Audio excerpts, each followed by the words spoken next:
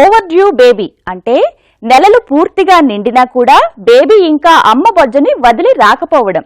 సాధారణంగా 40 వారాల జెస్టేషన్ దాకా దాదాపు అధిక శాతం మంది గర్భిణీలకు ప్రసవం అయిపోతుంది. కానీ కొందరిలో అలా కాకపోవచ్చు. ఇటువంటి గర్భిణీలకి ఓవర్ డ్యూ బేబీస్ పుట్టే అవకాశం ఉంటుంది. ఓవర్ డ్యూ బేబీస్ కి ఏమైనా కాంప్లికేషన్స్ ఉంటాయా అని కూడా మీరు అడగొచ్చు. ఈ వివరాలన్నీ ఇప్పుడు తెలుసుకుందాం.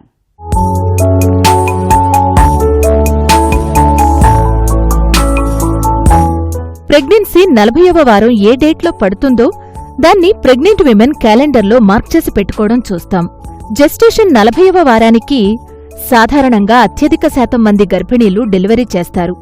కానీ ఆ డేట్ తర్వాత కూడా డెలివరీ కాకపోతే నార్మల్గా ప్రెగ్నెన్సీ అనేది 40 వీక్స్కి పరిగణలోకి తీసుకుంటాము, క్యాల్కులేట్ చేస్తాము. ఎప్పుడైతే 40 వీక్స్ దాటిన తర్వాత కూడా మనకి బేబీ డెలివరీ అవ్వదో దాన్ని మనం పోస్ట్ డేటిజం లేక పోస్ట్ టర్మ్ ప్రెగ్నెన్సీ అంటాము. దీంతో మనకి ఫస్ట్ మనం ఇవాల్యుయేట్ చేయాల్సింది తప్పు డేట్స్ చూస్తున్నామా, అంటే పీరియడ్స్ ఏమైనా ఇర్రెగ్యులర్ ఉండటం వల్ల మన క్యాల్కులేషన్లో తప్పు అవుతుందా అనేది ముందు మనం చూసుకోవాలి.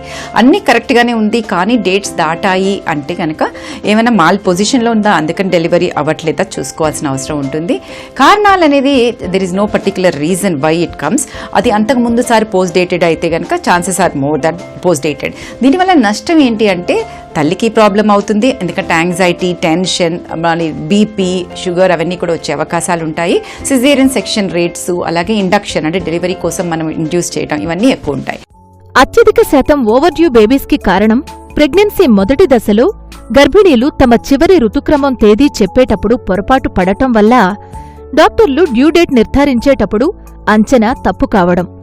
ఇటువంటప్పుడు సాధారణంగానే ఎదురుచూపులకి మరికాస్త గడువుంది అనగానే ఆయా గర్భిణీలలో కలిగే నిరుత్సాహం, కుటుంబ సభ్యులకుండే టెన్షన్ కేవలం అది అనుభవిస్తేనే తెలుస్తుంది. అందుకే వైద్యులు అన్ని విషయాలను పరిగణనలోకి తీసుకుని ఈడీడీ అంటే ఎస్టిమేటెడ్ డెలివరీ డేట్ ని నిర్ధారిస్తారు. ఓవర్ డ్యూ బేబీ అంటే మనం మామూలుగా నెలలు రెగ్యులర్గా తనకి నెల సరిగ్గా వస్తుందని అనుకుంటే ఆ నెలను బట్టి మనం 9 నెలలు వేసి 7 రోజులు ఎక్స్ట్రా వేసి మేము మామూలుగా క్యాలిక్యులేట్ చేసి ఒక ఈడీడీ అంటే ఎక్స్పెక్టెడ్ డేట్ ఆఫ్ డెలివరీ ఇస్తాం ఇనీషియల్గా పేషెంట్ మన దగ్గరకు వచ్చినప్పుడు. అట్లా కాకుండా వాళ్ళకి సైకిల్సే ఇంతకు ముందంతా ఇర్రెగ్యులర్గా ఉన్నాయి, తను కరెక్ట్గా తెలియదు, 30 రోజుల సైకిలా 28 రోజుల సైకిలా, ఒక్కొక్కసారి మర్చిపోతారు, 3వ నెలలో వస్తారు, ఎప్పుడు ఎగ్జాక్ట్ డేట్ ఉందో తెలియని వాళ్ళకి మట్టు ఇనీషియల్గా 7 to 8 వీక్స్ కానీ 10 to 12 వీక్స్లో కానీ ఒక స్కాన్ చేస్తాం. దాన్ని మేము డేటింగ్ స్కాన్ అని చెప్తాం. దాన్ని బట్టి మీకు ఎక్స్పెక్టెడ్ డేట్ ఆఫ్ డెలివరీ ఎప్పుడు వస్తుంది అనేది మనం ఎస్టిమేషన్ వేస్తాం. ఒకవేళ మీకు సైకిల్స్ ఇర్రెగ్యులర్గా ఉన్నాయి, దానివల్ల మీకు క్యాలిక్యులేట్ చేసినప్పుడు ఒకటి ఎల్ఎంపీ వైజ్డ్ ఈడీడీ అంటే లాస్ట్ మెన్స్ట్రల్ పీరియడ్ వైజ్ వచ్చిన ఈడీడీను స్కాన్ ఈడీడీని కంపేర్ చేస్తాం. ఒకవేళ ఎల్ఎంపీ వైజ్ ఈడీడీలో గనక స్కాన్ వైజ్ ఈడీడీలో 7 రోజులు డిఫరెన్స్ ఉందనుకోండి అమ్మా, అంటే మామూలు స్కాన్ ఈడీడీ 7 రోజులు ఎక్కువ వచ్చింది అనుకోండి, అప్పుడు స్కాన్ ఈడీడీని కన్సిడర్ చేస్తాము. జనరల్గా ఈ ఓవర్ డ్యూ బేబీ అంటే నెలలు దాటాక ఉన్న బేబీస్ అని అర్థం. ఈ ఓవర్ డ్యూస్ బేబీలో మెయిన్ ప్రాబ్లం ఏంటంటే కరెక్ట్గా ఈడీడీ ఎప్పుడు ఉంది అనేది మనం కరెక్ట్గా తెలుసుకోవాలి. కాబట్టి మనం ముందు రికార్డ్స్కి వెళ్ళి తన సైకిల్స్ రెగ్యులరా కాదా, ఎలా క్యాలిక్యులేట్ చేశారు ఈడీడీ అనేది చూసుకోవాలి. ఒకవేళ స్కాన్ ఈడీడీ కనుక 7 days డిఫరెన్స్ ఉంటే కంపల్సరీగా స్కాన్ ఈడీడీనే కన్సిడర్ చేయాలి. ఖచ్చితంగా కనుక డెలివరీ డేట్ ని ముందుగా నిర్ధారిస్తే ప్రెగ్నెన్సీలలో దాదాపు 10% ఓవర్ డ్యూ ప్రెగ్నెన్సీలు 2% పడిపోగలవు. ఇక దురదృష్టవశాత్తు ఆ 2% మందిలో మీరు ఉంటే డెలివరీ డేట్ 42వ వారం జెస్టేషన్ దాకా వెళ్లగలదు. కానీ ఇంతవరకు మీ కన్సల్టెంట్ గైనకాలజిస్ట్ వెళ్లనివ్వకుండా మీకు లేబర్ని ఇండ్యూస్ చేసి డెలివరీ చేసే ప్రయత్నంలో ఉంటారు. లేదంటే ఓవర్ డ్యూ బేబీస్కి పలు కాంప్లికేషన్స్ రావచ్చు. బేబీ పరంగా ఏమవుతుంది అంటే కనుక ఫీటల్ డిస్ట్రెస్లోకి వెళ్ళిపోవటము, బేబీ ఈ డిస్ట్రెస్ మూలంగా మన మోషన్ పాస్ చేయటము ఇలాంటివన్నీ జరిగే అవకాశం ఉంటుంది.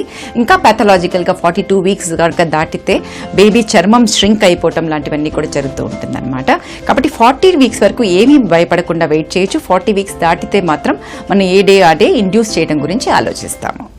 ప్రెగ్నెన్సీ మొదలు కావడం ఎంత సహజ సిద్ధమైనదో దాని ముగింపు కూడా అంతే సహజంగా 40 వారాలకు లేదంటే కాస్త ముందుగా జరగాలి. ఒకవేళ అలా జరగని పరిస్థితిలో బేబీకి కలిగే కాంప్లికేషన్స్ గురించి ఇంతకు ముందు చూశాం. ఇవన్నీ కూడా ఎందువల్ల అవుతాయంటే అమ్మ కడుపులో నిర్ధారిత సమయం వరకు సపోర్ట్ చేసే అన్ని భాగాలు, ఉదాహరణకి బేబీకి జీవధారగా పనిచేసే ప్లాసెంటా సపోర్ట్ తగ్గిపోతుంది.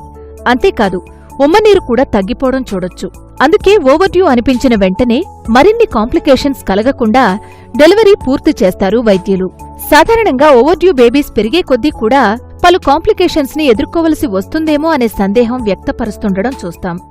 ఈ పోస్ట్ డేటిటిజం రావడం మూలంగా ఎక్కువగా ఇందాక అనుకున్నట్టుగా ఎక్కువ సిజేరియన్ రేట్స్ అయ్యే అవకాశం ఉంటుంది. అంటే బిగ్ బేబీస్ ఉండటము, పెల్విస్లోంచి రాకపోవటము, మదర్కి కాంప్లికేషన్స్ రావటము. ఇవే కాకుండా బేబీస్లో కూడా కాంప్లికేషన్స్ వచ్చే అవకాశాలు ఉంటాయి. ఈ postdatism and the stress which baby goes through in that time, ఈ హైపాక్సియా వల్ల బయటకు బేబీ వచ్చిన తర్వాత later in their neonatal life and the later these babies are at a higher risk to develop diabetes and hypertension and heart diseases. అందుకని dates అయిన తర్వాత ప్రతిరోజు మనము చూసుకుంటూ మ్యాక్సిమం 42 వరకు లాగుతాం, కానీ దాన్ని దాటనీయకూడదు. ఎందుకంటే still births, sudden intrauterine deaths ఇవన్నీ కూడా ఎక్కువగా ఉంటాయి. ఓవర్డ్యూ బేబీస్ వెయిట్ పరంగా ఎక్కువ ఉండడం, దీంతో పాటు తల పెద్దగా ఉండడం వల్ల నార్మల్ డెలివరీ కనుక అయితే బేబీ కొన్ని ఇబ్బందులకి గురికావచ్చు. అందుకే వీరిలో అత్యధిక శాతం మందికి పుట్టిన వెంటనే కొద్ది సమయం పాటు ఇంటెన్సివ్ కేర్ అవసరం పడవచ్చు. బేబీ బరువు ఎక్కువ ఉండడం వల్ల ఇతర కాంప్లికేషన్స్ కారణంగా అత్యధిక శాతం ఓవర్డ్యూ ప్రెగ్నెన్సీలలో సి సెక్షన్ అవసరం పడుతుంది. కేవలం 1-2 వారాలు ఆలస్యంగా పుట్టడం తప్పించి పోస్ట్ హోమ్ బేబీస్కి సాధారణంగా భవిష్యత్తులో ఇతర ఆరోగ్య ఇబ్బందులేవీ ఉండవు.